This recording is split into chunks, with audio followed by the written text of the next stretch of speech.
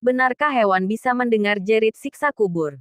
Mungkin di antara penonton ada yang pernah mendengar lolongan anjing yang panjang, menyayat malam yang sunyi. Jika itu terdengar di dini hari yang gerimis, kita akan segera ingat film-film yang dibintangi mendiang Suzana. Tapi, mungkin saja itu karena mereka ketakutan akan sesuatu, atau menyatakan keprihatinan terhadap makhluk lain. Yang paling mungkin, bisa saja mereka melolong karena kasihan dengan para penghuni kubur yang tengah mengalami siksaan akibat perbuatan buruk mereka di dunia. Selamat datang di HAJ Channel. Sebelum melanjutkan menonton, jangan lupa like dan subscribe agar kalian tidak tertinggal konten terbaru kami. Terima kasih. Diriwayatkan oleh Muslim dari Zaid bin Sabit bahwa ia berkata, suatu hari kami sedang bersama Nabi di tanah pekarangan milik Bani Najjar. Saat itu beliau menaiki seekor keledai betina miliknya. Tiba-tiba binatang itu terperanjat kaget dan berhenti di dekat 4-6 kubur. Dan hampir saja beliau terjatuh. Beliau lalu bertanya, siapa yang tahu penghuni kubur-kubur ini? Seorang sahabat menjawab, saya. Beliau bertanya, lalu kapan mereka mati? Lalu sahabat menjawab, mereka mati pada zaman jahiliyah. Beliau bersabda, sesungguhnya umat ini akan diuji dalam kuburnya. Seandainya kalian tidak saling menguburkan, niscaya aku akan berdoa kepada Allah agar Dia membuat kalian mendengar siksa kubur seperti yang aku dengar. Menurut para ulama, keledai yang sedang dinaiki Nabi tersebut sampai terperanjat kaget.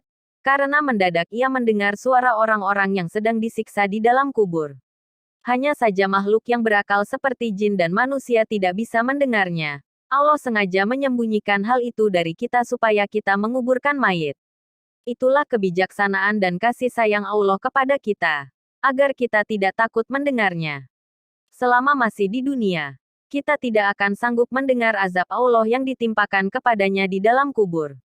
Bayangkan, ketika mendengar suara halilintar yang menggelegar atau gempa yang dahsyat saja orang-orang akan terkejut dan ketakutan.